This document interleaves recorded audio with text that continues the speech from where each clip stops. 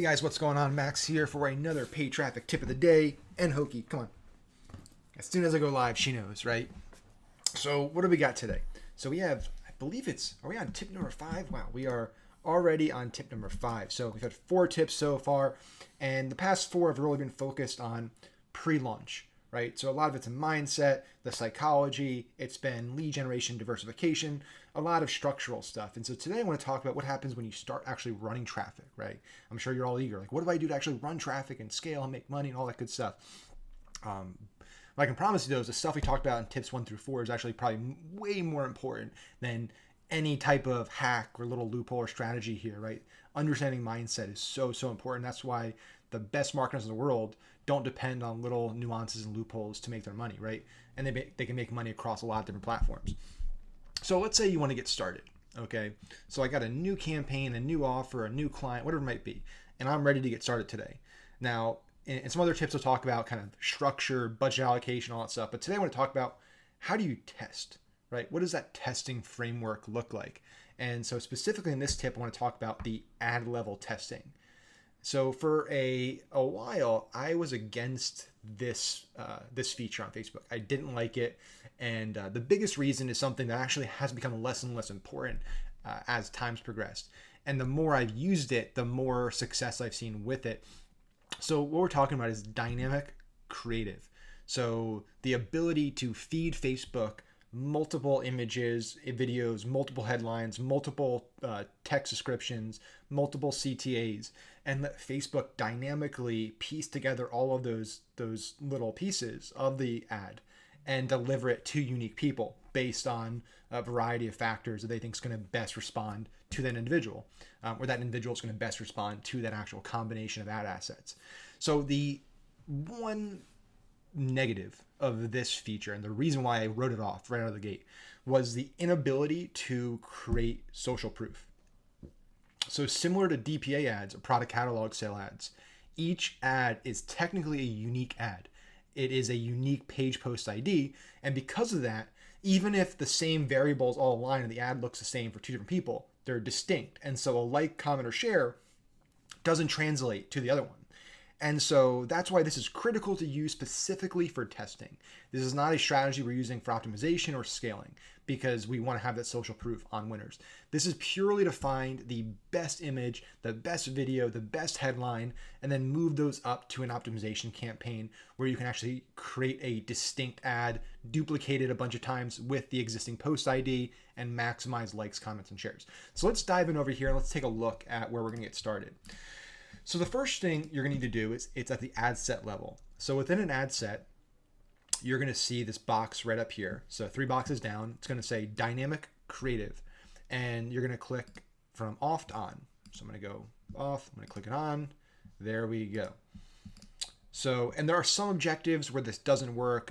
Messages is one of the objectives, but pretty much all objectives that you'd be running that most business owners, most marketers are running are available with dynamic creative, especially with testing. So I'm not going to worry about anything in the ad set level right now. I'm just going to go to the ad to show you. We'll talk about ad set level testing and campaign structure and all that stuff in future tips. So dynamic creative, we got it on. Let's go down to the ad. Okay, so we have our page selected, we have our Instagram account selected, and so what you'll see is down here we now have a bunch of different options. So the first thing we're going to do is we're going to select the first image. So again, we're just like, this is totally for just testing, so we're going to grab a few different things. I'm going to click that one. So we have an image there. We can click here to allow additional optimizations, which is kind of cool. So this feature helps improve performance with additional optimizations to your assets, including automatically selecting video thumbnails, show star ratings, changing from story background colors, varying video lengths, automatically creating videos from images. So this is even a newer feature. And basically what they're saying they're doing here is you're giving Facebook the ability to modify your image or video even further, right? So let's say you upload a video and Facebook believes that it's too long. You're giving Facebook the ability to actually modify the length of that video to best be optimized for that objective, for that audience. You're giving it the ability to overlay star ratings, to change thumbnails, to do a lot of things that frankly, most marketers don't test. And to be honest with you, once you're scaling, once you found winners, these are the things that make a big difference, right? It's a lot of us focus on the big things to test early on. Do we use a video or an image? Do we use, this headline or this headline? Do we use long form copy or short form copy? Those are big things that we test. Do we use carousel or single image?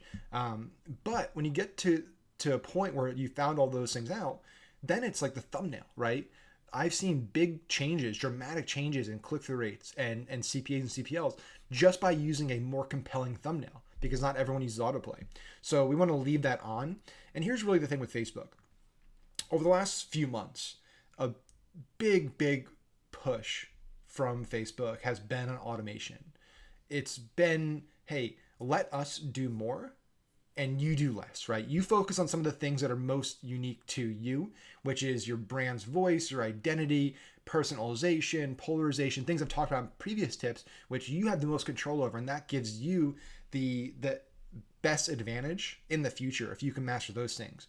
But let Facebook handle the things that have to do with leveraging data and making tweaks and optimizations on the fly and looking at all of these people and then all of these combinations of assets, compiling the data, crunching the numbers, and saying, hey, this video length and this thumbnail and this headline is going to have the best chance of converting for this person because of this reason.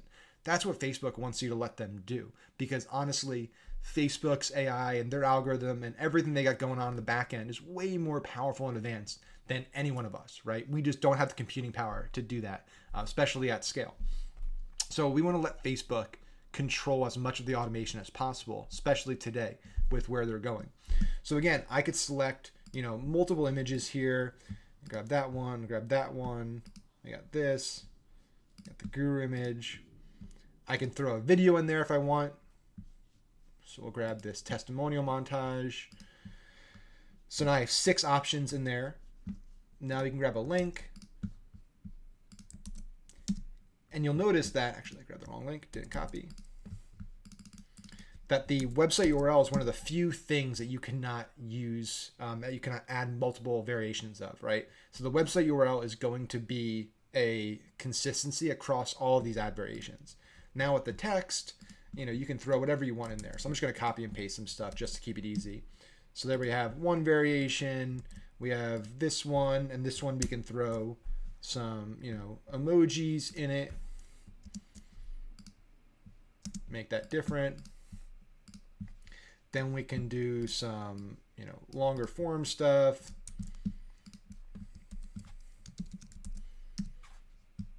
So we have 3 variations of text. We have 6 variations of creative. Now, again, this would take a lot longer if you had to do each one of these unique, right? Because each one of these now has to go with 6 of those. It's obviously basic math, but it's a lot of variations, right? So the more elements that you test, the more the variations increase. They increase at an increasing rate, right? So we have the different URL. We have 3 images. Let's do some headlines. So we can do, click here right now to learn tips. Okay. Click here now to learn. We can do all caps. How good are your ad skills? So again, you got 5 variations there. We can test emojis versus not emojis. We can do the same thing with the news feed link description. Not as big of a deal, especially if you're doing a lot of mobile stuff. I like the call to action testing. So we got learn more. We have, watch more. If you're doing shop now, if you're buying something, you shop now. So we have a lot of variations now that we're testing. Let me make sure the pixel's on. Okay, so we have all these variations in here. And I can come to view more variations, and from here, I can check out what it's going to look like. So I can come over to this text. I can look at this video.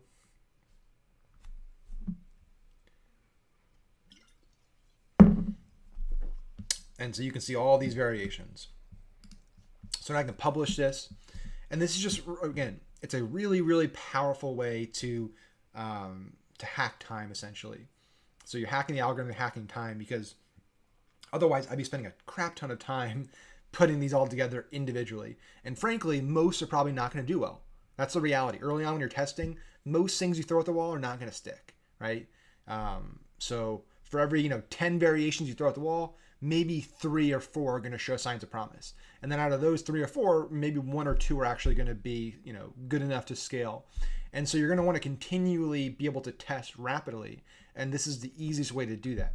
So the cool thing too is once you publish this and once it's running, you can come over here to breakdowns, and there'll be a additional field down here that'll say buy dynamic creative. And actually I can go into another account real quick and let me see if there's, I forget, we had some in here that were running dynamic creative. Let me go and look real quick and see if I can show you what it looks like when you want to actually measure. Because obviously after you've run it, you want to get an eye on like which breakdowns are doing the best, right? What's performing the best. So let's go. Okay, there we go. Dynamic creative. Let's hop in. Okay, so you see how this added down here when there's a dynamic creative asset available. So I can go buy dynamic creative asset, and now I can see top combination. If it wants to cooperate today, there you go. And so you see the top combination was a $9.34 cost per result. We're targeting $35-40 here. So really great results. I can go by the top creative element. So it shows me which ones have the best results. So this image right here was the top one. I can look at the text. Again, we see another one that's an outlier. I can do it by headline. We have 2 other outliers here. So this is a great way to quickly see, okay, this is performing, this is performing, this is performing. All right, let me take the top headline, the top image, the top CTA. Let me take the 2 top variations of all of those. I'm going to make their own unique ads now in a CBO campaign that I'm actually optimizing for. So it's no longer a test campaign. This is an optimization campaign that I'm looking to get things stable and at a good spend level. And then I'm moving things from there to a scaling campaign. We'll talk about those in future videos. But this is something that's, I think everybody should be using regardless of your objective. Right now, if you're running any type of spend on Facebook, any decent spend on Facebook, even if you're not spending that much money, like this is just such an easy way to test really rapidly. And frankly, Facebook wants you using these features, right? Facebook wants you using CBO. They want you using automation rules. They want you using dynamic creative and product catalog sales. They want you to use their machine learning, their algorithm, their platform, their features, and they reward you for doing that. So we're seeing when we use dynamic creative, we're always seeing variations that just absolutely crush and are getting a bulk of the spend. So sometimes we're actually seeing such good results with dynamic creative that we're actually letting it run and we're increasing spend. Even though we're not getting social proof, the performance is so incredible that it's worth it for us. And it's similar to what happens with product catalog sales, right? Those are some of they actually used to be, they're still pretty good, but they used to be like high flyers. They were always killing it, right? Because it was retargeting, it was personalized, and even though you couldn't get the likes, comments, and shares, people still ran them because they made money. So that's another thing that we'll see. So anyway, tip number 5. Hope you guys enjoyed it. Make sure to be on the lookout tomorrow for tip number 6. We're almost at a full week. We got another great tip planned for you tomorrow. See you then.